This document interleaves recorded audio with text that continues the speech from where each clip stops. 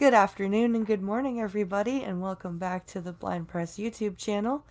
And it is Friday, which means for the first for the first Friday in half a year, we're back with Friday Guest Day. Yay! Yay. And today we have with us Becca Fehrle, whom I stream with on the Cream Stream. Hello, Becca. Hello, BP. How are you? We haven't had any chance to do like any one-on-one talking. It's always in a group. I So, know. how are you? How are you? I'm doing good. How about yourself? I'm good. I'm good. I figured we would have a nice little chat and then we'd get to some news in a few minutes. I'm Uh, down. so you have a YouTube channel like I do. I have your link in the description. Oh, oh, I have a YouTube channel. That's whoops. okay. No worries. My It bad. happens. Um, so what do you do? What's your channel cover? What do you like to do with your channel? On my channel, I just pick random news articles and go over them. Um, I've gotten into the habit of just reading them and keeping my opinion to myself, but I Mm. think that is soon to change. I'm going to start putting my opinion out there and stop being a baby about it. It's fun, especially when you get ones that piss you off, because then you can rant and. Oh, yeah, and my rants are pretty random. Um, I don't know. I try to hold back and just read the story as written, but I think I need to start putting my opinion out there, giving people a full dose of my personality. Love me or hate me, it's gonna happen. And then you do some collaboration stuff as well, don't you? You do stuff with Irate, I do. the extra credit. Um, what's extra credit about? Okay, so extra credit, we go over communism. And right now we're doing the history of it, just doing the background and how it came into being. Okay. And so I'm learning a lot because I went to school in the 80s and 90s and we weren't taught about communism very much. We didn't go into depth. So I'm actually learning, but Irate grew up through that era and he's full out anti communism, and I agree with him. Well, because you're right. We did like maybe a day Yeah. in school on like the Red Scare of the Yep. 50s and that it was bad. And that was pretty much it. Yeah. Like the Red Scare was bad, y'all. Joe McCarthy was mean. And that was pretty much all we did, right? Yeah. And that's all I remember from it is, oh, kids used to do drills of hiding under their desk, and it was a scary time. Yep. The end. And it's Yep. like, oh, okay, well, But let's why? move on. Yeah, I don't know. I told Irate um during our era, it's like they decided they did away See, with I didn't have to communism. rely on the 90s education system. I grew up watching movies about fighting communism in the Cold War. Yeah, that's true. There's Pincolo's first appearance.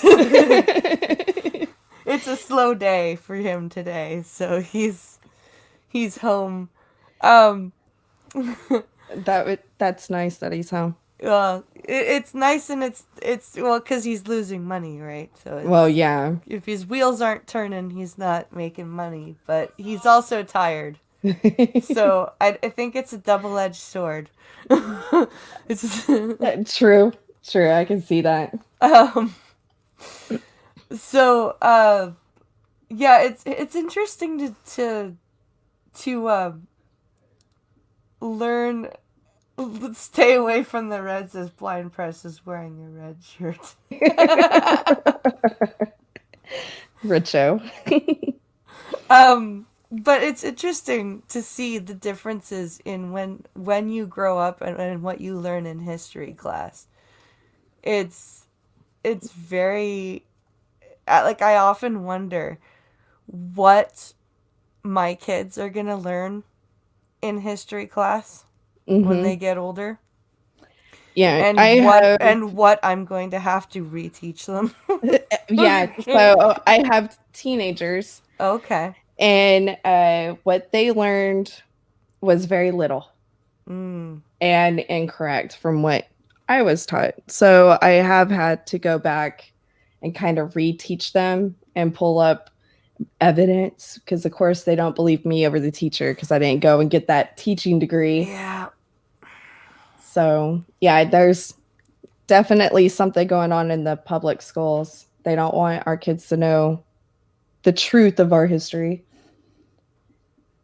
So, Yeah. It's scary. Like it's scary that with history I'm going to have to tell my kids to come and talk to me and their dad after, like, and tell us what they're learning in history class, the same way my mother told me that I would have to come and talk to her about what we learned in health class oh, yeah. to make sure that they weren't telling us stupid wrong things about sex, right? Right. Like, we shouldn't have to do that about history. We shouldn't have to do that about anything. They should be Well, in there no. teaching what they're supposed to be teaching, but they're not. Yeah. So, It doesn't matter the subject. Like, parents shouldn't have to worry that their teachers aren't indoctrinating their kids. I agree. And I came across the discovery like so now teachers don't assign homework and the kids aren't bringing home textbooks anymore. Oh, And really? yeah, so all these parents were like, "Oh, it's so great." And I was like, "It's not great. That means they're keeping it within the walls of the school." So parents don't know what's going on and they don't know what they're actually using it for um, reference or material. So Yeah. we're left in the dark on what is actually going on. Oh, absolutely. And good luck trying to get your kids to tell you everything that's happening. So, What'd you do at school today? Nothing. yeah. How was school? It was It okay. was fine.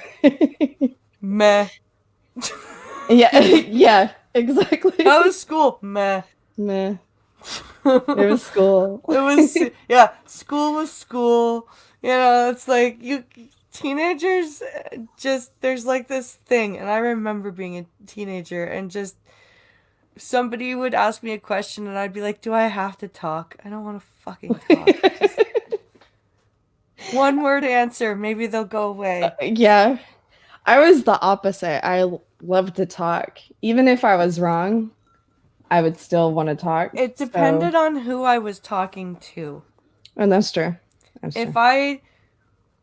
I liked you, like I would I would like to talk to you, right? But Hmm. as a teenager, if if you were long-winded and annoying, which is really weird cuz I can be long-winded and annoying, um I just didn't want to talk to you. I can see that. I can understand that. I don't know. I've always been a talker. Yeah. Well, talking is important. It's a very, like, humans need to interact. We are a very social people. Yeah. And this is what's really going wrong with all of these lockdowns and over something that doesn't seem like, I'm not saying it's not something we should worry about, but I think we're freaking out a bit too much. I agree. I think yeah, I think it's just all of this, now we're not allowed to have uh they're urging people not to have family Thanksgiving dinners this weekend in my province. They're urging it to just be, your household. Okay. I Um mean, but it's still okay for your kids to go to school and you're allowed to go to the stores and and you're stuff, allowed to go right? to the store and work. but please, no extended family gatherings. Trying to cut you off from everything. It's like, okay. I'm a rule breaker. We haven't been kind of adhering to the orders here because it's supposed to be like no gatherings over 10 people. And my family, we're all pretty close together. Yeah. We're about an hour and a half away from each other. So we all go to my parents' house every Sunday and have Sunday dinner and stuff. And we don't care. If we're going to die, we're going to die. Yeah. We're not worried about it. Oh, hi, Irate. Hi, Uzi. Hi, Sir Adamantine. Hello, Lord Famine. I almost said hello to Nightbot. Hi, Richo. Let's see. Who else is here? Uzi. Hello. Path of Exile. Or Midnight in Exile, sorry. There's Pincalo dropping the merch link in the chat. Yes, guys, don't forget, get your Halloween. Well, I'm calling them Halloween because it's a pillow with eyes on it. How much more Halloweeny could you get? Go Nice. get your watching pillow. There's only 100 of them on the store. And what better way to celebrate Halloween than a pillow Agreed. with eyes on it? And it's a big full size sleeping pillow. So, I mean, Nice. it's worth it. Hello, big slow. How are you? Let's see. So, I've got 4 articles so far. If we need more, I can go dig some more up from Discord, thanks to Gunfox. Because Gunfox is always on the news thing. I He's think good at it. everybody has a channel in their Discord server full of news from Gunfox. So we're gonna go over here. I'm just gonna quickly share the screen. All right. And what's our first story here? Carbon tax must rise if Canada wishes to meet Paris Accord targets, says Parliamentary Budget Office. Of course. Paris Accord. It's bad news. Hmm? The Paris Accord is bad news. Yeah. Doesn't help anyone or anything. All right, work. There we go. Okay. So let's go over here. So Trudeau, yesterday or the day before, put out this thing that says that we will be banning plastic bags, single-use cutlery, straws, all that stuff by 2021. Okay. Going the way of California? Yeah. Gunfox works for the MSM. Oh. You be glad he's not here to hear that.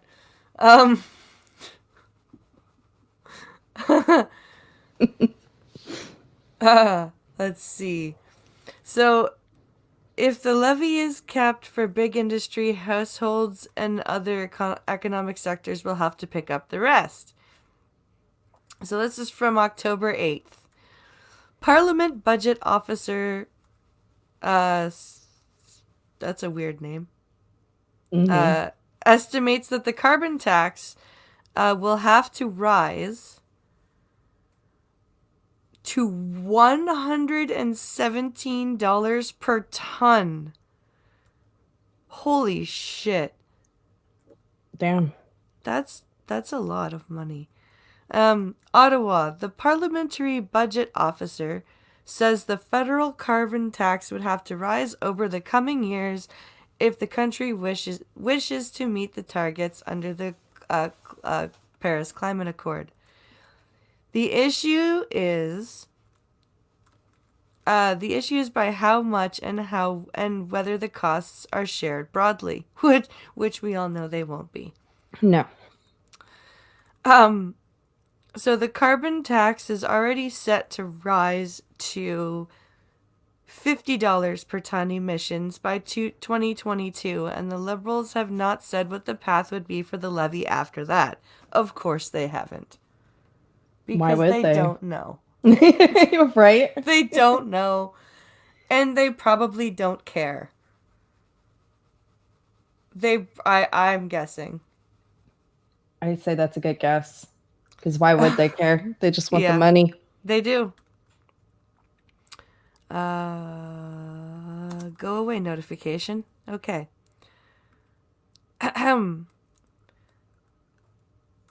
Go away more on this topic. I want the rest of the story. But if the government caps the levy at $50 per ton emission... Oh, sorry, I missed a line. In a report this morning, Budget Officer Ichiru estimates that the tax would have to rise to $117 per ton emission by 2030. So in 9 years. If it were to be successful. But if the government caps the levy at $50 per ton for big industrial emitters, household and other economic sectors would have to cover the difference, which would make it go. Let's see. Requiring a levy of $289 per ton in 2030. That's a big jump. So if they cap it at 50, that's what would happen. So either they're wanting way, to move it up to 117 instead of doing the cap of 50? Yeah. Okay. So either way, it's going to cost money, like a lot of money. Yeah. The scam of the Paris Accord was used to make a slush fund so that the irate is, sorry, voiceover's kind of going too fast here. They're making a slush fund to take the U.S. slack. Let's see. The scenarios envisioned by the Budget Office assume that the federal fuel charge applies to all provinces and territories after 2022, and that what does it say? Post 2022, and that carbon taxes are the only measure used to close the emission gap. So that's assuming that carbon taxes are the only thing that is used to... Yeah. What a scam. I mean, seriously, it's going to be a slush fund because money doesn't fix the problem. No. And nobody's going after the actual polluting countries. China, India. Oh, yeah, you're not allowed to talk about that. Our overlords, can't talk about them and their transgressions at all. Like, oh my god, this is crazy. That's a huge amount of money. It is. In a very short amount of time. And they just want the people to foot the bill, as always. That's disturbing. Why is my country doing stupid things? We all are. We all are, BP. It's not just your country. It's all of our countries. That's true. It's very true. I was very happy to hear when Trump announced that we were backing out of all that crap. Yeah. It's like, And we're just going to throw all this money here and there. It's not going to fix anything because, like you said, India and China. well, and it makes me and that's what makes me so annoyed when people say that Trump is such a bad person because I mean, like, I don't love the man. I think he says really stupid things. Yeah, Um, but he's not a fascist and he's not a dictator far from it. and he's not a Nazi and he's not done horrible things to the country and I don't understand why what is so helpful about making up all of these things about Trump. Like, there's plenty of things that he actually says that you could criticize him for. You don't need to make any up. Well, the things that he does say, it doesn't truly incite fear in the people. No. So that's why they're making stuff up because they want to make up far-fetched, ridiculous shit for him. So that way it puts fear into the people because the media, as I like to call them, they invest in fear porn and people just gobble it up. Oh, yeah. They love their fear porn. It's the same reason people love their reality TV stars and stuff. Yep. They love the drama. Richo says if Trump was as bad as they say he is, all those protesters would be in jail by now. No, they'd be dead. They would be dead, Richo. If Trump was the dictator that these idiots claim that he is, all of them would be dead.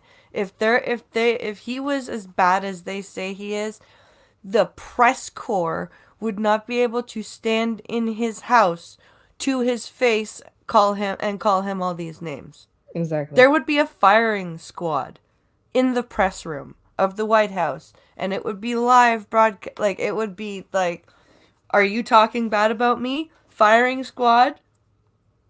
Like, to the wall with you. exactly. There would, like, I don't understand these morons. Trump's a dictator, they scream on Twitter with all the freedom of speech that they want. Yep. They truly don't understand. They truly don't. Or they do, but again, they're buying into the fear and trying to make everybody else fearful of what they say is happening because it's obviously not. Yeah. I love when somebody says, "Oh, Trump's a Nazi," because I pull up the old article where Trump deported the last known Nazi in our country. Yeah. I was like, so he just deports his own? Like it's all just Yeah.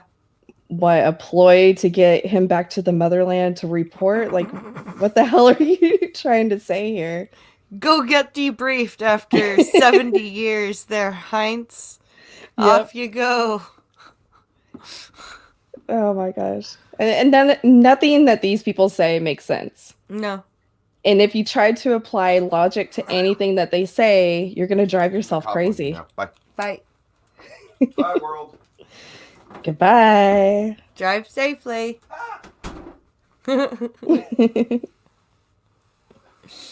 No, it's absolutely a ridiculous. It really is Trump derangement syndrome. It is. And I don't know what these people are going to do when he's out of office. Because he's, like, I think he's going to win this election. I really do. I think he will get the votes, but I've read too many articles where Pelosi and Clinton and all of them have already put out their plan for the world to see. They're going to request a recount over and over again until it's in Biden's do favor. Not concede. Yeah. Yep. So they have a plan in place to try to take it, and that's why it's very important that we get the Supreme Court seat filled. Yeah. Because it's going to be tied up in courts. It is. They're gonna pull another Gore. Yeah. Is what they're gonna do. Yep. And so, and everybody's like, oh, just wait until November. All this will be over. No, get ready. It's going to be a long ride, guys, because they're going to fight this. Oh, yeah. It's going to be bad. And they think that these riots and stuff are bad now. This is just child's play at this point. They're just practicing. Well, that's what I keep saying. I keep saying right now you guys are in a lose-lose situation because if Biden and Harris get in, your country's not going to look the same. No. But if Trump gets back in, good, common sense people who wouldn't otherwise do so may have to take up arms. Yep. In defense of themselves. And I have a hard time believing all the ones that are crying for civil war and stuff because it's like, when it really comes down to it, are you really willing to go and fight? I think the people that are crying for a civil war have played too much Call of Duty and they don't understand what war is actually like. Right. Like, and I'm not knocking Call of Duty because I mean I want to play it. I really do. I would love to play Call of Duty, and I think it's a fun game, and I think it's a great way to de-stress, right? Right. But I really think that there are some people that just don't get it. I really think they just don't get it. Yep. It's they think war is glorious, and war is not glorious. War is nasty and sad and brutal and expensive. Mm-hmm. In more ways than one. Yeah. And it's just not something you want to call for without without really understanding what you're doing. Exactly. I agree. And I love the ones that are like, and it's mostly the right that I see it from. That's like, oh, once we actually go toe to toe with these people, it'll be over within a matter of, let's say, a month. And it's like they were saying the same thing through our first Civil War. And how long did that last? That was like 5 years. Yeah. So, and then the rebuilding of government and stuff. I mean, it's a huge process, and some of these people just don't understand it. So, if we really end up going through another civil war, I hope people understand what they're asking for. Yeah. Because it's going to be ugly. And it puts me in a weird place. If it happens within the next 2 years, my husband's military. Yeah. So it's like, who is he going to stand with? Is he going to go AWOL to stand with the people, or is he going to fight on behalf of the government? I mean, there's all kinds of questions. Well, and here's that question too: is how many military people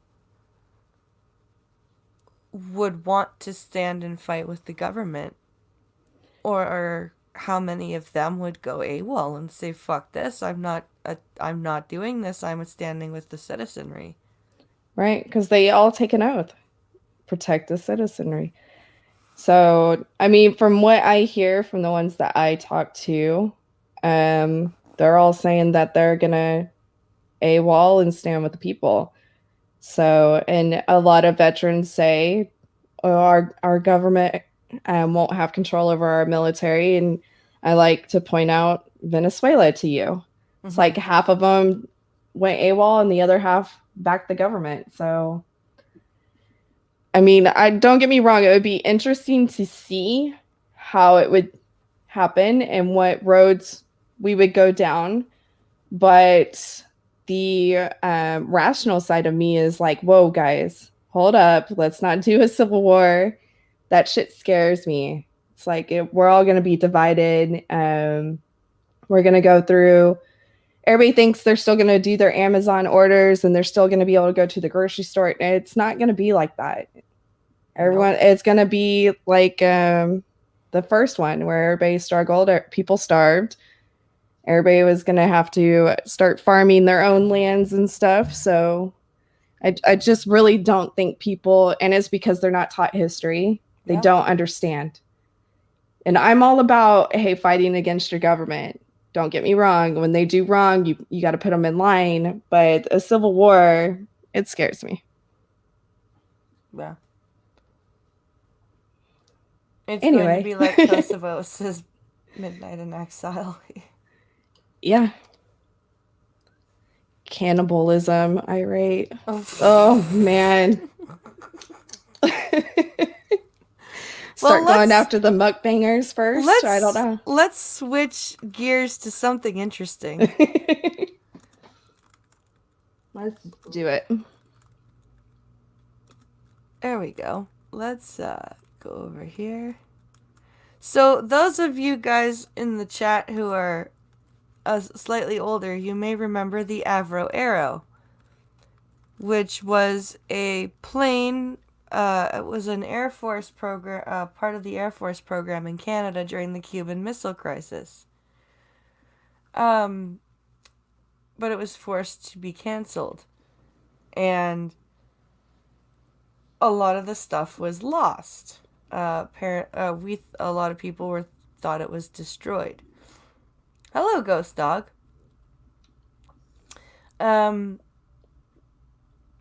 So Pincalo sent me this story about a discovery about the Avro Arrow. After decades of failed searches, the holy grail of Avro Arrow artifacts uncovered at the bottom of Lake Ontario.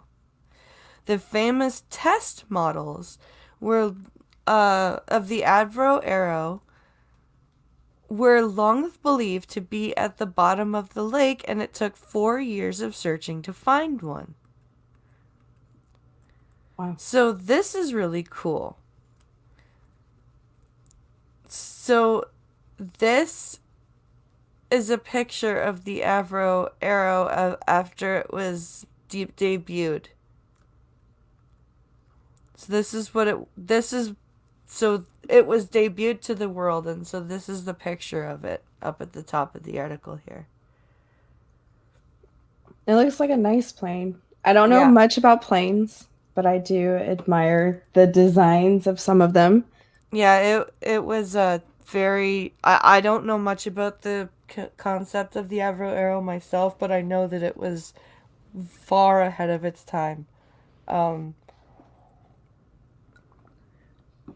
And a lot of people didn't want Canada to have that technology. So we were forced to disband it, the project. And our Air Force was never the same. So, after the end of the Second World War, Canada found itself in the middle of a Cold War between the United States and the Soviet Union. Fearing a bomber attack by the Soviet Union in the Arctic Circle, the burgeoning nation created a plan to be able to counter a potential bomber threat. In the early 1950s, the Royal Canadian Air Force called for the creation of a fighter jet unlike any other, with the range of 300 nautical miles, and to be able to take off from a 6,000 kilometer high, I think kilometer higher. Was it 6,000 or 600? Let me quickly read here. Yeah, 6,000 foot runway and cruise at Mach 1.5. Wow. That's crazy. Short and fast. Yeah. Short and fast. And just, let's see. Let's see here. And despite the odds, thousands of Canadian workers came together and succeeded. The Avro Arrow had its first flight in 1958 and became the crown jewel of Canada's flight industry, or aviation industry. But tragically, the Arrow program was cancelled by John Diefenbaker's Progressive Conservative Party a year later. It was costing millions of dollars, and the government likely wanted to allocate the funds. It was dubbed the Black Friday of the aviation industry, and thousands of Canadians lost their jobs. Yeah. It was bad. So the prime minister, what, couldn't justify the expense? Yeah, I guess. Hmm. That's what they were saying. Right. Who knows what the truth is? The arrow was mourned and continued to remain in the collective consciousness in the Canadian consciousness. Documents and collector's items were continued to displayed across the country. But there was always one piece of the Avro Arrow story that had been lost for decades: the 12 test models fired into Lake Ontario between 1954 and 1957 that contributed to the final design of the fighter jet. So, let's see. So, the tale of the sunken treasure hidden somewhere in Canada's Great Lakes was an allure to John Brzezinski. So he's the chair of some company. The discoveries got Brzezinski thinking about what other lost Canadian items are out there, which led him to the lost arrow test models. Because of the way it ended, Brzezinski told the National Post, these were some of the last parts of the Avro Arrow program that were still out there to be found. And after 4 years of searching, Brzezinski and his team might have made history. The majority of the test arrow models for the Avro Arrow 1K supersonic jet were launched from the military base in Point Peter in Prince Edward County, and they were launched into Lake Ontario, according to Brzezinski. The arrow had to be launched over the lake because the base didn't have a big enough runway. Oh, shit. Oh, damn. Yeah, Lake Ontario's big. Yeah. So let's see here. So since the late 90s, at least 5 expeditions have attempted to find the models at the bottom of the lake, but none have found even a single piece. A declassified schematic of the Arrow's free flight models, which were mostly filed... Oh, okay, so this is the picture of the schematic. So Brzezinski's search, however, didn't start right at the lake. Funded through private firms, his team founded a group that... Yeah, he founded a flagship group that would be in charge of the lost artifacts. The team partnered with a few museums in the RCAF and received help with the Canadian Conservation Institute, the Navy, and the Coast Guard. Oh, wow. So, like, most of the military was involved with this. Before a single boat hit the lake, Raise the Arrow had to figure out where to look. A task assigned to Richard Main, RCAF's chief historian. So, yeah, and as the story goes, most of the documents were ordered destroyed when the program was canceled because a Soviet spy was suspected of working at the program. Ah! Or so they say. Or so they say, yeah. Regardless, Maine said that there are still plenty of documents as well as footage of interviews with people involved in the project. When it came to locating the test models, Maine said 3 key pieces of information came together to find the research model. So first was the test model, the most detailed, so there's reports on the trajectory of the models. And I'm trying to find if there's any pictures of them. And then the trajectory coupled with the information from an interview from another employee who rigged one of the cameras. Oh, who on launch day helped the team narrow down where the sites could be. John and his team had a lot of these details, but they were able to do was put everything together was in a way that hadn't been put before, Maine said. This was really the first attempt to put the whole story together. All they had to do now was search 100 square kilometers of the lake bed and they would have their prize. That's not a big area. 100 It's not. No. At the beginning this seemed like a simpler task. We knew there were these 9 prototypes on the bottom of the lake somewhere. We were thinking, how hard can this be? Brzezinski said. The team would use sonar technology to scour the bottom of Lake Ontario looking for things that could be the models, but since Point Peter had been a military base... yeah, there's tons of stuff down there. That's why. The lake bed there is just littered with targets. Okay. That would make it difficult. Yeah. One of the challenges with this kind of search, it's not like you're looking for a needle in a haystack. You're looking for a needle in a haystack full of needles. That's a good analogy, actually. It is. Let's see. Even worse than the field of debris was the thousands of zebra and quagga mussels that have made their home on the lake bed. Oh yeah, so here we have these things called zebra mussels. They're freshwater mussels. The raccoons love them. We will die if we eat them. You cannot eat these things. Oh, okay. But they are a hugely invasive species, and they're all over rivers, lakes, and all that up here. And they litter the places.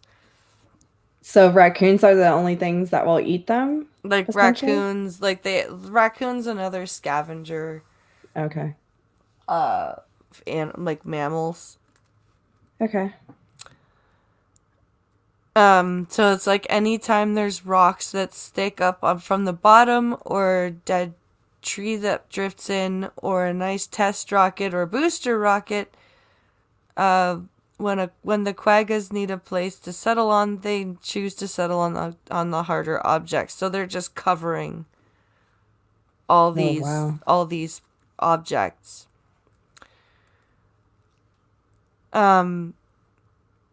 So this is this is a picture, I think, of them taking all of the muscles off of the test model. Wow. So this is the test model with all of the muscles on it. When the muscles entirely cover an object, it becomes very difficult for the team to be able to properly identify anything through sonar, and it often must send divers to take a closer look.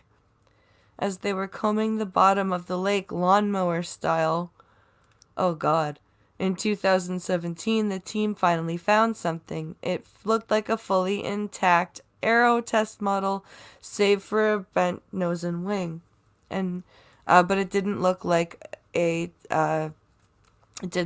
test schematics, so no one knew it was inside. After some research, it turned out to be a Delta test vehicle, a precursor to the known aero test models. Okay. So they got a little closer. Yep.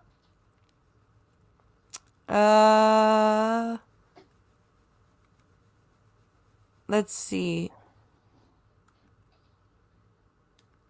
More muscles. But this is oh, here's a photo of the Avro Aero test model.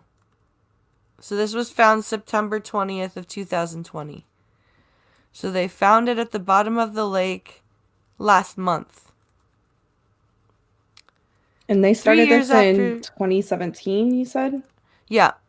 They found the Delta vehicle in 2017. They found this model last month. Okay. So 3 years after they found the Delta vehicle, in mid-September 2020, they finally made headway. A sonar image from the lake bed finally found a match of this fuselage. I immediately knew what it was, and my first reaction was, fantastic, Don Brzezinski said. It was immediately evident to me that the model, as well as the other ones, had, when they hit the water, had come apart. Oh, shit. When they... Oh. At the welds, he says. They came apart at the welds and, fell in pieces.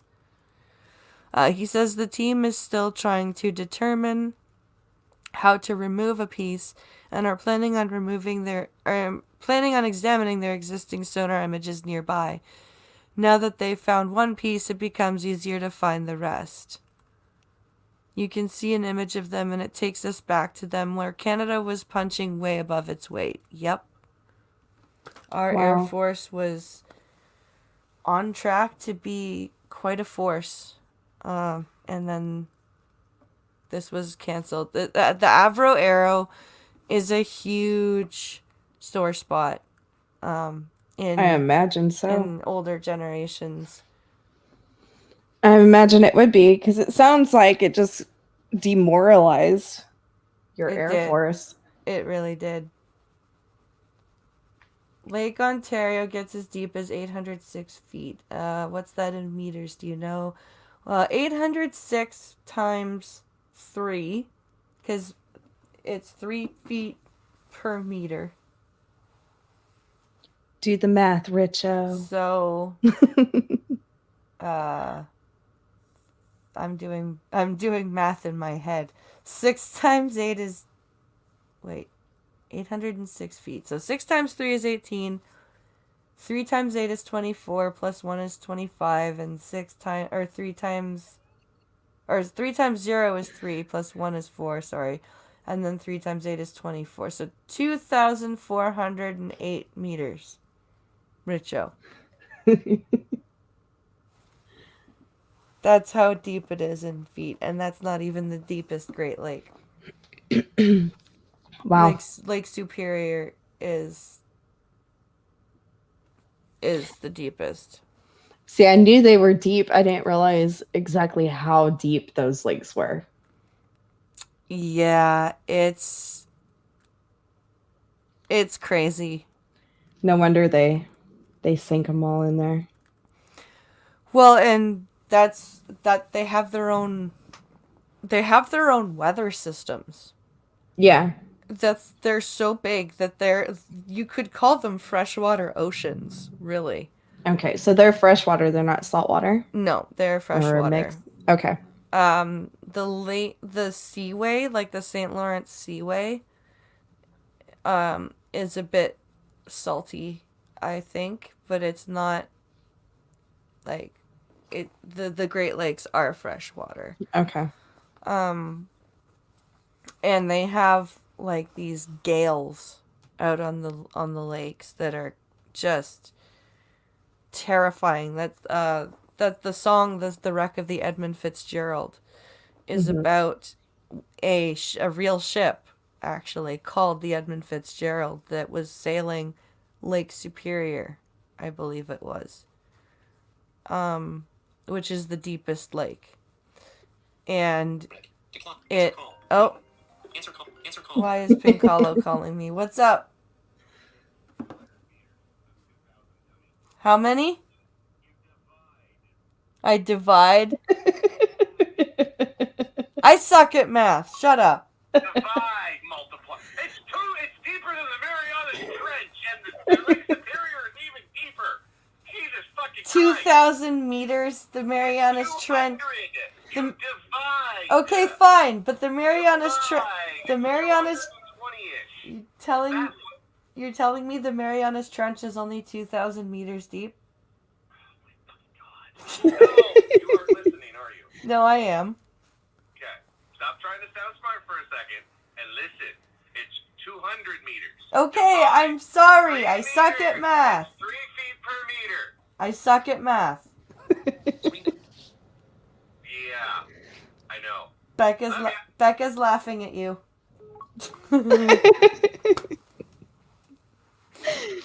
He's got to get his say in. That's Gotta okay. correct us. I was way wrong, so that's fine. The chat figured it out. We're all good. Let's see. Hi, P-Dog. 245 meters according to the converter. Yeah. I'm sucky at math. I didn't even try. If anyone noticed, I didn't even attempt it. I usually go to Google. Okay, just convert this for me. I should have asked Siri. Although Siri, I would have asked her and she would have been like, "You are not connected to the internet right now." Oh gosh. Yeah. I can't stand Siri. She's always wrong. Yep, the SS Edmund Fitzgerald was an American freighter. Yep, it was, and it sank in Lake Superior on November 10th, 1975. Yep. Did they try to do a recovery on that, or is it still at the bottom? They couldn't. They found it. Mm-hmm. Wow. But they haven't. I don't think that they've recovered it. I know they found it, and there was because it's so deep and so cold. Yeah. And that Pincalo just said, what did he say? On the Great Lakes, that they are so deep that at the bottom there is a salt content. At the very bottom, there's a theory that there could be bull sharks living somewhere in the Great Lakes. But yeah, they were so well preserved that, like, the ship was so well preserved that you could see the crewmen, like the crew members were basically mummified. Yeah. There was no skeletonization. There was no Wow. decomposition. Like, it was very disturbing for the divers, because there was some of them that were like frozen screaming face. Like, it was a very... There's a documentary about it, I believe. I'll have to hunt it down. Yeah, it's there. There's a lot of stuff in the Great Lakes. So let's look at Gunfox's news from the National Pulse. I've never actually heard of that paper. I've seen a few things from it. It's not too bad. So he sent me this paper, the article from the National Pulse, talking about the whistleblower doctor, the Chinese Dr. Yen, I believe his name is, who was whistleblowing about the coronavirus. Isn't that a female doctor? I thought it was a female is she? that came out. I don't know. I could can't be wrong. remember. I know one of them was a male, and I think he passed away. Well, Is passed away in air quotes. Passed away / was murdered. Conspiracy theories. So we have this article here from Mr. Gunfox. So this here says, unrestricted bioweapon. China whistleblower Dr. Yen releases new report claiming coronavirus is laboratory product.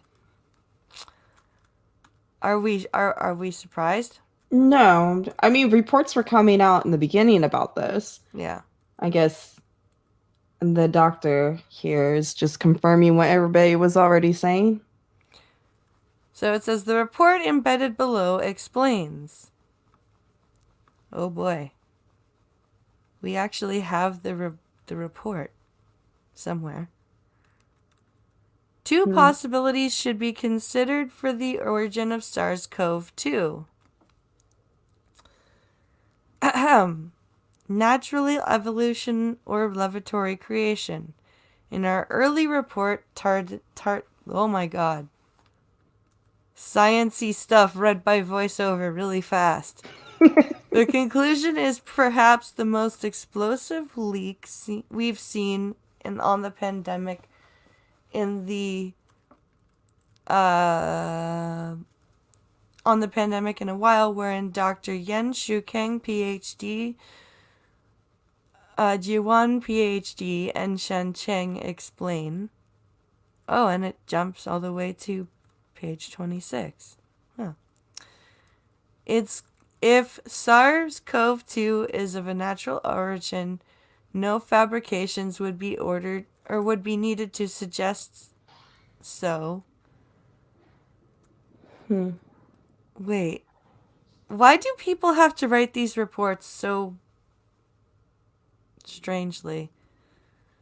So this report seems to corroborate earlier reports that proves that this is a laboratory product. And it further adds that although it is not easy for the public to accept SARS-CoV-2 as a bioweapon, due to its relatively low lethality, this virus indeed meets the criteria of this, as described by Ruvi Yen, and he's part of a military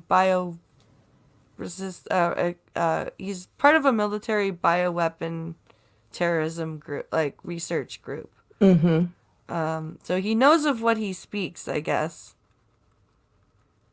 This report is, the way that this is laid out, it's hard to parse what this says. Yeah. It's a 30-page report. This is a 30-page report. It says that it meets and surpasses the standards of a traditional bioweapon, so it should be defined as an unrestricted bioweapon.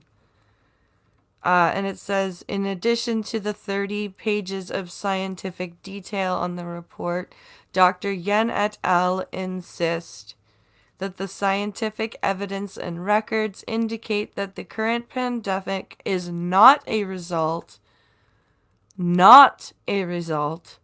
of an accidental release, but a planned attack using an unrestricted bioweapon. So that the current pandemic should be classified as unrestricted biowarfare. Science. Wow. That's I don't even know what to say to that, because I can't, I'm not going to claim to understand biology and virology and epidemiology of viruses. I definitely do not. I will willingly say that I'm stupid when it comes to this stuff. And it's very, this is a very wordy article and report. But it looks as though this doctor is saying that this is pandemic, although it's not a high lethality virus, that this seems to be a planned biological attack. To what purpose? I don't know. I don't know what the purpose would be of just disrupting economy. Okay, so I'm not into conspiracy theories at all, but I do like to see things people put out on Twitter. So when this all started, first it was the theory that it was supposed to be released in a small portion to test in China, so that way they can use it on Hong Kong to control those people or just get rid of them. And then it got out of control and it just spread wildly. I've also seen the theory that it was released and it was meant to go worldwide. So that way, the New World Order or the EU can, I guess, finalize their plan of taking over the world and just doing one mass utopia plan. Yeah. I mean, as far fetched as all that may seem, I'm kind of like, oh, Yeah. And yeah. YouTube, just so you know, any YouTube mods who are watching, We do not we believe do any not of it. subscribe to these beliefs. This article is just for news commentary purposes. 100%. And we don't even understand what we read. I don't. So It's hard for me. I'm not entirely sure the entire contents of this report because it's a very wordy article that voiceover. Oh man, you just have no idea. Oh God, I haven't shared my screen yet. Hold on. Good, because there's audio playing in my ear. ooh, Thank you, Fox News media player. I hate that thing. I bet. I hate pulling up articles and all of a sudden you hear someone talking and you have to scroll all the way to the bottom to figure out where it's coming from. Yeah, it's frustrating. Pause, damn you. Okay, there we go. The autoplay. I hate the autoplay. Yeah, I know. So China owns the majority of the world's debt, says Lord Famine. How better to take advantage of that debt than crush economies around the world? That's a good idea, or a good theory. If you fake a robbery of your own house, it looks suspicious. If you rob every other house in the neighborhood, less so. That's true. Richo's my go-to conspiracy guy.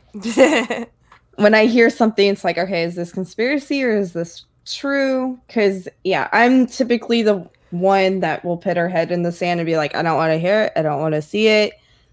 I just don't. It's too overwhelming to me sometimes. And I'm like, just let me live in my own little bubble and enjoy my life the way I'm doing it. But then some things I see, I'm like, oh, and it gets my mind going. And it's like, I always go to Richo. It's like, hey, explain this one to me. And he does the best he can for my little smooth braid. I'm like, try to break it down.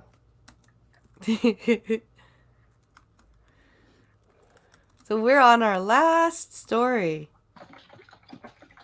And it would help if I actually picked the correct one that we need. There we go. Okay. I can do this, I swear. So, President Trump called on Congress in a series of tweets to pass an additional coronavirus relief measures, reversing course from hours earlier when he announced he was calling off negotiations until after the November election. The House and Senate should immediately approve $25 billion. Wow. That's a lot of money. It's better than the trillion. 2.2 trillion. What is it? Airline payroll support and $135 billion for paycheck protection for small businesses. Both would be paid for by untouched funds. What's he saying here? Both of these will be fully paid for with unused funds from the CARES Act. Have this money. I will sign now. He's a horrible person. Screw the airlines, though. I don't agree with bailing out the airlines. I think he's talking about payroll for the employees, though. I don't think he's talking about payment. I mean, either way, even for the employees, I don't back it. Yeah. The first stimulus that went out, all the big corporations took the loans that were meant for the smaller businesses. Yeah. And that's why the smaller businesses are still screwed. It's because I want to say the NBA came out and applied for one of these loans. Right. Yeah, it was the NBA, I believe. And it's like, why you guys need a bailout? Why you guys need these protections? So, yeah, I think they should put in restrictions. And I think the airlines already got a big chunk from the first one, too. So, and I don't agree with the arts. Oh, what was that center? I just went blank. Oh! Melania is a board member of it. I know what center you're talking about. It will come to me. And I It will can't remember. It will come to me. But yeah, they got a huge chunk. What a waste of money. What a Yeah. waste of freaking money. So every time I see the airlines or anything like that, I'm like, no, screw them. Sorry, guys, if you work for an airline, but I don't support a big bank bailouts or big corporation bailouts. I just don't. Go for the small business. Lord Famine says air travel is important, but not vital, but still important, but also overpriced and full of themselves. We use air travel. My husband and I. Okay, so he's active duty Navy at the Met. Yes, P Dog. I believe so. He's active duty Navy, so we travel a lot. When it comes to me and the kids, we road trip. Yeah. But when my husband travels, he flies. Right. So it doesn't eat up time for his days off. So we every other month he was flying home, or we would go to Virginia to see him. So yes, I do use air travel. I do support their existence, but I don't support the government coming in and bailing them out every time they're having issues. Yeah. And I know this is a pandemic and all that. I don't believe the government should shut anything down at the start. So anyway, I'll get off of that. Sorry. It's okay. So let's see here. If I am sent a standalone bill for a stimulus checks, $1,200 that will go out to our great people already or immediately, I will sign right now. Are you listening, Nancy? He tweeted less than 30 minutes later. Trump reiterated his openness to sending a fresh round of $1,200 checks on Wednesday morning, calling on Nancy Pelosi to move fast. Move fast, I'm waiting to sign, he tweeted. But he's a horrible man. The worst. He's just trying to kill us all. Yeah, he wants to make sure that the citizenry has, like, he's not trying to print money, but he just wants to make sure that everyone has some extra money for right now because things are up in the air. Mm-hmm. And but he's a horrible man. Horrible, horrible, horrible. I mean, I see what he's doing. I'm on the fence about this one because the wall was the wrong phrase. He is trying to. I'm not gonna lie. He is trying to buy the election, buy a vote. I mean, it does give him a boost. The first one, people have already forgotten about. He backed that one. It was outrageous how much that's going to cost us in the long run. This one is going to be outrageous too. We are so far into debt that me personally, I don't think they should be doing stimulus such on a large scale. Yeah. Maybe some unemployment help. Maybe. But I think really we just need to open back up and people need to go back to work and try to get the economy going again, because who's going to pay for all this? We're just going to keep printing money that's worthless. It's true. And we're having the same problem up here in Canada right now because we have 38 million people here, and just this year for the pandemic, the Liberal government has spent $380 billion. Wow. That's $10,000 for every person in this country, including children, in debt Yeah. for 1 year. And it's not even over yet. Yep. It's, I mean, how much worse is it going to get, and how much Yeah. more money are they going to try to throw at this, trying to save populations? And I mean, it's just going to get worse. Yeah. So this says Democrats have largely resisted efforts to pass more relief legislation. Of course they have. Trump's renewed push for another round of fiscal stimulus came just after he pulled hours after he pulled the plug on negotiations.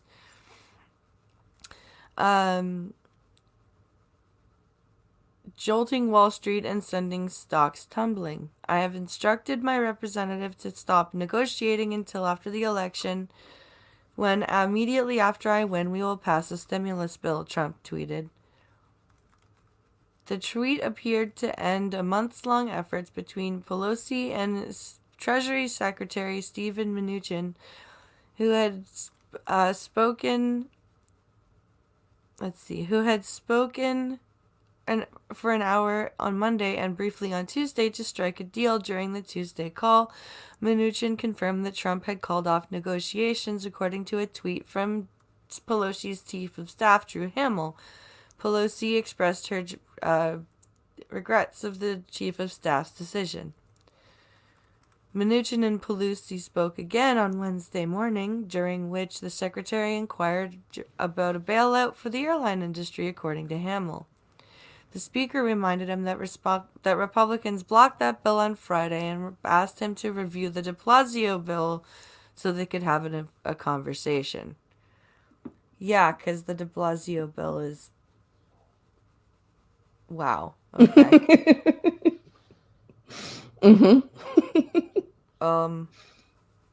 It's just wow. Oh, Nancy. They're Nancy. adding crap to these bills that have nothing to do. And then when the Republicans catch them and go, no.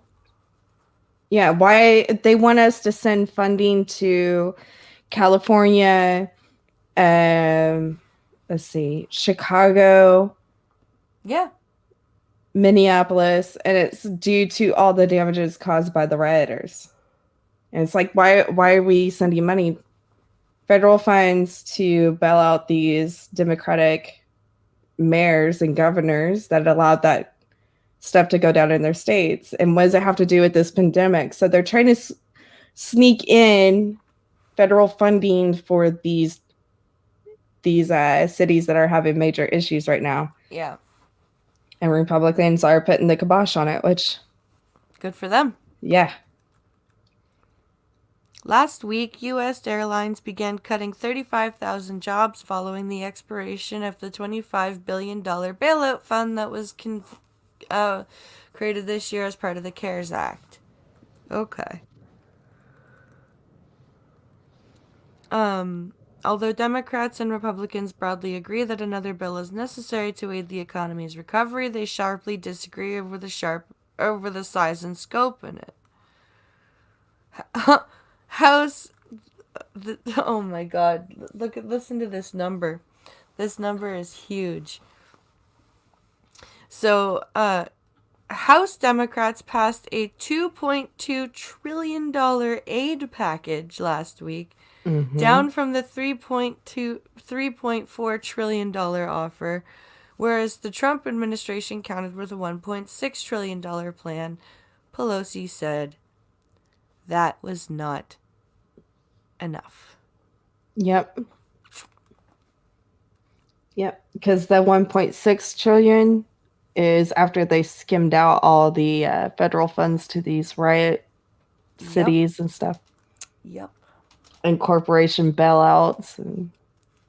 And don't get me wrong, $1.6 trillion is a whole lot of money too. Oh, yeah.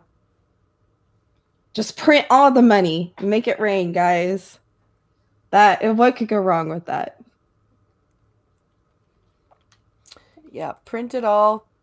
It grows on trees now. Soon it will be worthless. Yeah, we'll be like Venezuela where we're using it as wallpaper and stuff. Yay! Look at all the pretty money on the wall. I can't wait to eat my pets. Oh man. I think the Rottweiler YouTube, will this eat is us. not what I meant.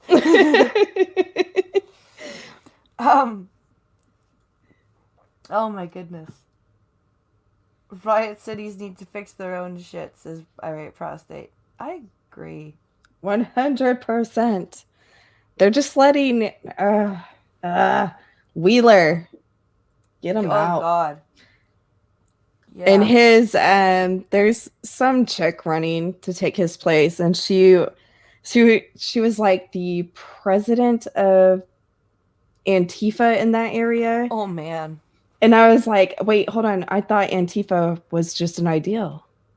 Yeah, And was it organized? It's just a concept. How are you the president of something that doesn't exist? But yeah, she's running. I don't remember her name, and honestly, I don't care. But it's like they're just allowing this stuff to happen, and you know there's going to be someone higher up. Oh yeah. Making it happen. Absolutely. We'll just say. Well, we have reached the end of our stream already. Holy moly, that was fast. Wow, really already? Yeah, that was fast. Time flies when you're having a good time. Exactly. And unfortunately, there is no cream stream tonight, so you won't be catching us there. But do you have a Fairly Just Becca tomorrow? I do. It's at 6 p.m. Central. I will have special guest Polly Dub on. Oh, nice. Hopefully.